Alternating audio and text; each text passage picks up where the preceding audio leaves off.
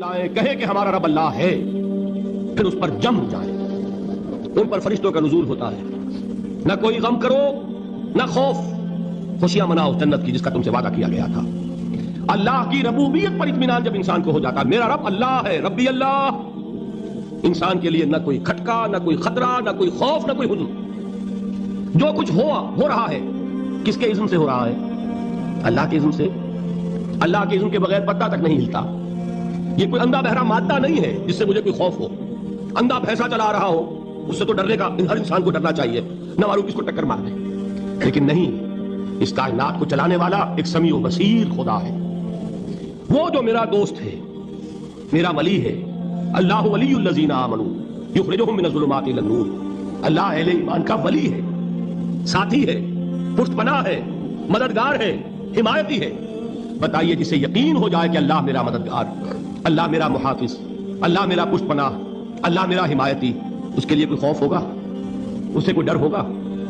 میں مثال دیا کرتا ہوں ایک بہت سادہ پنجاب کے دیہات کی. وہ بڑا چودھری ہے اور کوئی غریب کسان ہے.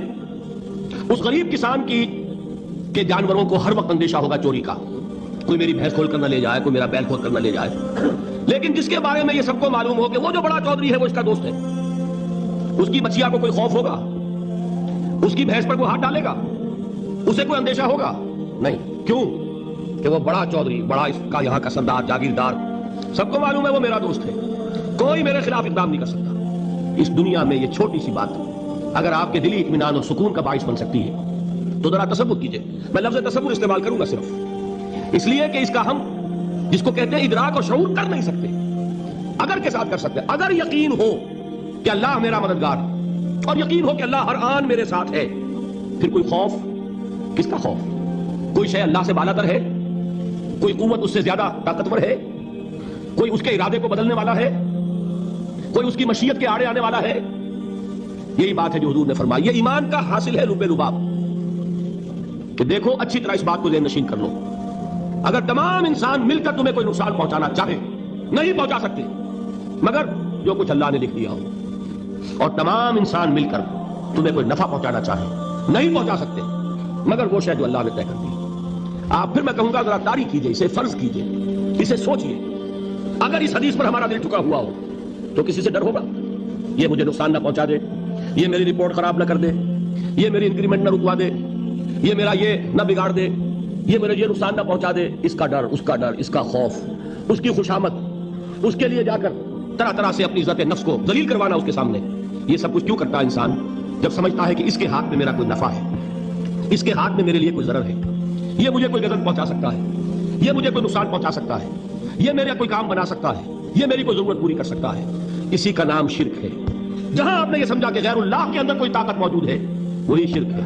بتوں سے تجھ کو امید ہے، خدا سے نو امیدی، مجھے بتا تو صحیح اور کافری کیا ہے؟ شرک تو یہ ہے. جس پر بھی تمہیں یہ خیال ہے کلمہ ہے، یہ کلمہ سوم لا حول ولا قوت الا باللہ. ذرا اس پر دل کو کبھی اگر آپ تصور کریں، پھر فرض کریں، دل ٹھک جائے اس پر، کوئی طاقت نہیں. یہی بات تھی جو شیخ عبد القادر جیلانی رحمۃ اللہ علیہ نے اپنی وصیت میں اپنے بچے سے کہی.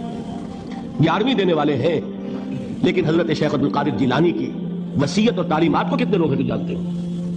یہ جن مقامات تک پہنچے ہیں وہ کس چیز کی بدولت پہنچے ہیں؟ انہوں نے جو پیغام دیا وہ کیا تھا؟ اے میرے بچے، جس طریقے سے قرآن مجید میں حضرت لقمان کی نصیحتیں جو ہے نقل کر دی گئی ہیں، میں یہ عرض کروں گا بالفرض اگر قرآن حضرت عبد القادر جیلانی کے بعد نازل ہوا ہوتا تو شیخ عبد القادر کی یہ نصیحتیں بھی قرآن میں درج ہوتی. اتنی اونچی نصیحتیں ہیں. اے میرے بچے، اس حقیقت کو ذہن نشین کر لے، لا فاعل فی الحقیقت ولا مؤثر الا اللہ. اس کائنات میں نہ کوئی فاعل حقیقی ہے نہ مؤثر حقیقی ہے سوائے اللہ. کسی شے میں کوئی تاثیر نہیں اگر اللہ نہ چاہے. آگ جلا نہیں سکتی اگر اللہ نہ چاہے. پانی ڈبو نہیں سکتا اگر اللہ نہ چاہے. زہر ہلاک نہیں کر سکتا اگر اللہ نہ چاہے. کوئی چیز فائدہ نہیں پہنچا سکتی اگر اللہ نہ چاہے. تو در در پہ کیوں سر جھکاتے ہو؟ در در پر کیوں جبیں سائی کرتے ہو؟ سب کے سامنے کیوں ہاتھ پھیلاتے ہو؟ ایک اللہ سے مانگو، ایک اللہ کے سامنے زمین پر اپنی جبین رکھو. لا فاعل فی الحقیقت ولا مؤثر الا اللہ. نظر آتا ہے ہمیں کہ پانی پیاس بجھا دیتا ہے. پیاس بجھانے کی صلاحیت پانی میں نہیں ہے، اللہ کے اذن سے. کھانا بھوک مٹا دیتا ہے، بھوک مٹانے کی صلاحیت کھانے میں نہیں ہے، اذن رب میں. دیکھیے یہی یقین تھا. حضرت موسیٰ علیہ السلام کا واقعہ یاد کیجئے. سامنے سمندر آ گیا ہے، قوم دیکھتی ہے پیچھے کہ گرد و غبار کا طوفان ہے. معلوم ہوا کہ فرعون اپنے لشکر سمیت آ گیا ہے. لشکر جب چلتا تھا تیز رفتاری کے ساتھ تو گرد و غبار کا جو طوفان اٹھتا تھا اس کا تصور کیجیے. اور لمحہ بلمحہ وہ قریب آ رہا ہے. پوری قوم نے کیا کہا ہے؟ اے موسیٰ انا لمدرکون، اے موسیٰ ہم کو پکڑے گئے. قرآن مجید میں تو یہاں وہ باتیں نہیں لکھی ہے، لیکن تورات میں یہ درج ہے کہ بنی اسرائیل جھگڑنے لگے، دستوں کا ایمان ہو گئے موسیٰ کے ساتھ. موسیٰ نے یہاں پر لا کر، اس سے تو ہم ہی بہتر تھے. وہاں کھانے کو ملتا تھا، زندگی تو تھی، بیگار ہم کر رہے تھے، موت تو نہیں تھی.